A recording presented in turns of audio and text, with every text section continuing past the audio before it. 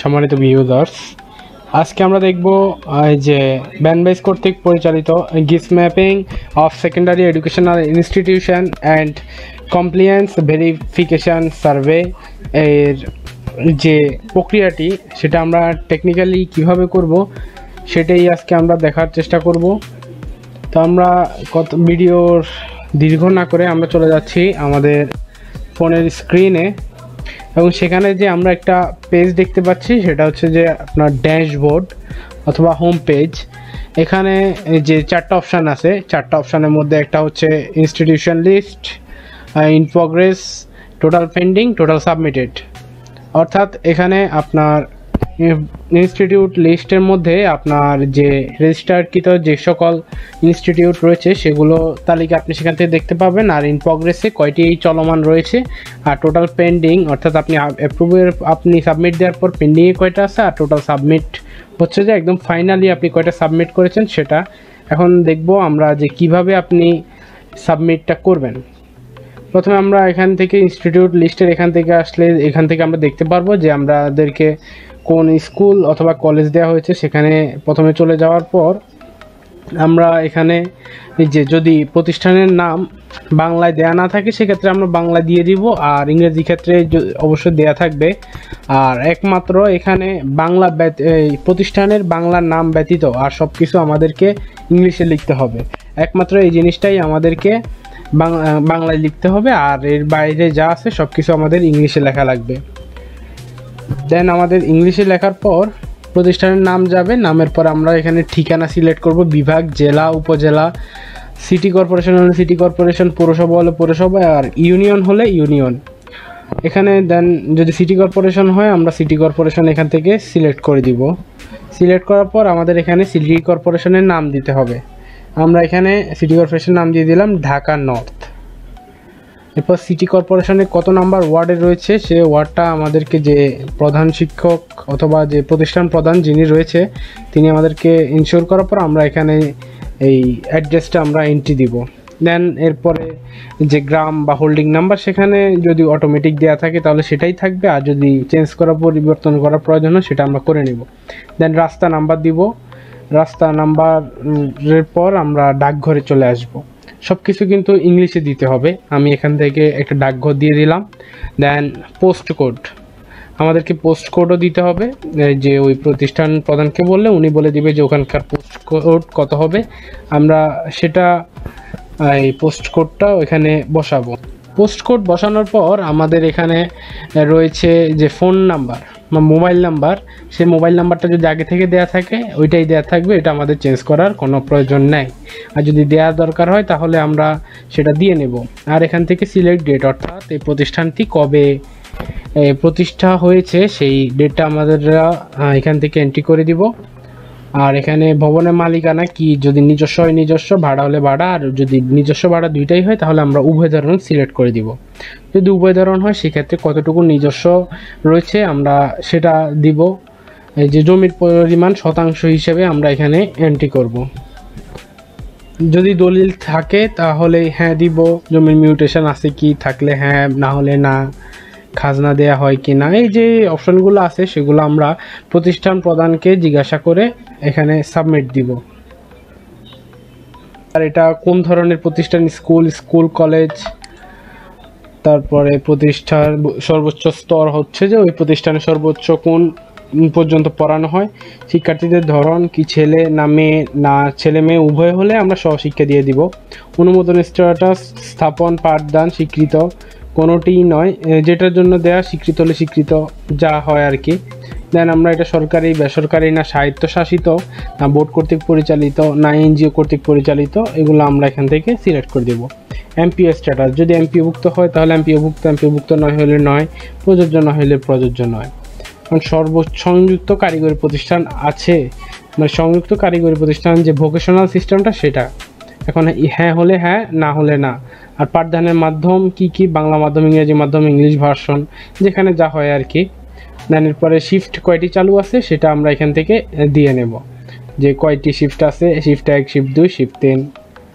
দেন আমরা সবুজ বাটনে ক্লিক করার পর পরবর্তী স্টপে এসে এখান থেকে কোন ধরনের প্লেসে রয়েছে সেটি আমরা সিলেক্ট করবো। সমতল হলে সমতল, ভৌগোলিক হলে ভৌগোলিক, মানে ভৌগোলিক অবস্থানটা আর কি। আর প্রতিষ্ঠানটি বিগত 5 বছরের কি বন্যায় আক্রান্ত হয়েছিল? হ্যাঁ হলে হ্যাঁ, না হলে না।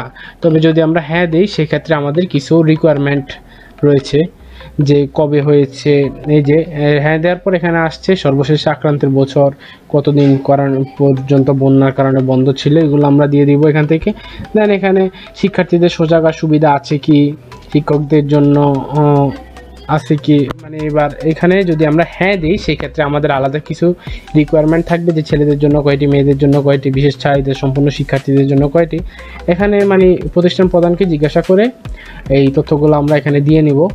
দেন আমাদের যে শৌচাগারের সংখ্যা, পুরুষ শিক্ষকের জন্য কয়টি, নারী শিক্ষকের জন্য কয়টি, কমন টয়লেট কয়টি, ওয়াশ ব্লক আছে কি, যদি থাকে তাহলে হ্যাঁ, না হলে না। হ্যাঁ হলে কয়টি সেটি দেওয়া লাগবে সব কিছুর মতো। শিক্ষার্থীদের জন্য কমন ওয়াশরুম আছে কি। দেন প্রতিষ্ঠানে পিটিএ, আর এখানে যে ওয়াশ ব্লকের সংখ্যা রয়েছে সেক্ষেত্রে আমরা কয়টি রয়েছে সেটি আমরা অ্যাড করে দিব। ছাত্রদের জন্য কয়টি, ছাত্রীদের জন্য কয়টি, ছাত্রীদের জন্য স্যানিটারি ন্যাপকিন সহ রয়েছে কিনা সেটা দিব, সকলের জন্য। দেন কয়টি শিক্ষার্থীদের জন্য কমন রুম আছে কি, হ্যাঁ হলে হ্যাঁ, না হলে না। প্রতিষ্ঠানটি কার্যকরী পিটিএ আছে কি, অর্থাৎ প্যারেন্টস টিচার অ্যাসোসিয়েশন, যদি থাকে তাহলে হ্যাঁ, না হলে না। ফার্স্ট এইড বক্স আছে কি, সেগুলো এখানে যে অপশানগুলো রয়েছে সেগুলো মোটামুটি সবগুলাই এখানে বোঝানোর মতো তেমন কিছুই নাই। বেশিরভাগই এই শিক্ষা প্রতিষ্ঠান প্রধান আপনাকে বলে দিবে, আর আমরা জাস্ট প্রক্রিয়াটি দেখাচ্ছি এই আপনাদের সুবিধার্থে। প্রতিষ্ঠানে ফার্স্ট এইড বক্স আছে কি, পরিষ্কার পরিচ্ছন্নতা অভিযান পরিচালিত হলে বিগত 3 মাসে কতবার হয়েছে সেটি দিতে হবে। আমি দিয়ে দিলাম 12 বার। প্রতিষ্ঠানে খেলার মাঠ আছে কি, হ্যাঁ হলে হ্যাঁ, না হলে না। প্রতিষ্ঠানে নিয়মিত সমাবেশ হয় কি, হ্যাঁ। জাতীয় দিবসগুলো মানে এখানে প্রতিষ্ঠান প্রধান যা বলে সেগুলো আমরা এখানে দিয়ে দিব। বা সহপাঠ কার্যক্রম পরিচালিত হয় কি, প্রতিষ্ঠান সচেতনতামূলক কার্যক্রম পরিচালিত হয় কি, কি হলে কি হয়। আমি এখান থেকে যা হয় মোটামুটি সেগুলো দিয়ে দিব, যা হয় আর কি সেখান থেকে এগুলা সবগুলো সিলেক্ট করে আমরা দিয়ে দিব। প্রাচীর আছে কি, সীমানা প্রাচীরটি কোন ধরনের সেটা আমরা এখান থেকে দিয়ে দিব। এখন এগুলা এই জায়গায় যে সকল তথ্য রয়েছে সবগুলাই খুব সহজে আমরা দিতে পারবো।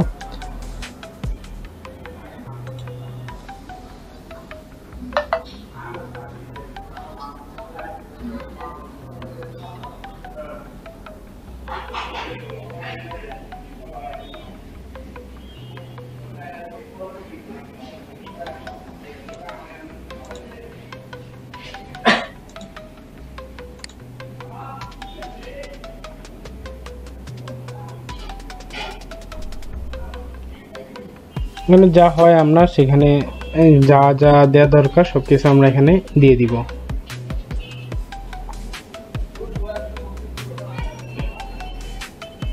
পরের সে চলে আসবে এবার ঊর্ধ্বমুখী যে বিল্ডিং এর কি অবস্থা, যে কয়টা আছে, কয়তলা ভবন, ভবনের নাম কি, ভবনটি কি পাকা না মাটির, সব কিছু আমরা এখান থেকে দিয়ে দিব।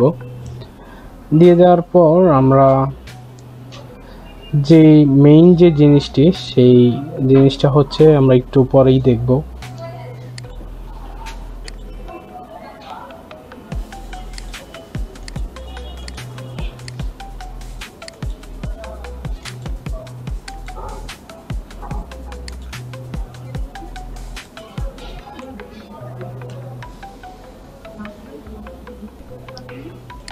সবচেয়ে জটিল যে জিনিসটি হচ্ছে সেটি হচ্ছে এই যে আমাদের মেইন লোকেশনটা আর ইনস্টিটিউশন ফটো।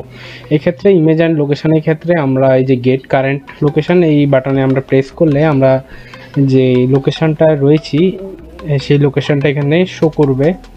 আর এই ক্ষেত্রে আমাদের যদি ওই স্কুলের যদি প্লেগ্রাউন্ড থেকে থাকে সেক্ষেত্রে আমরা মাঝখান বরাবর দাঁড়ানোর পর এটা অটোমেটিক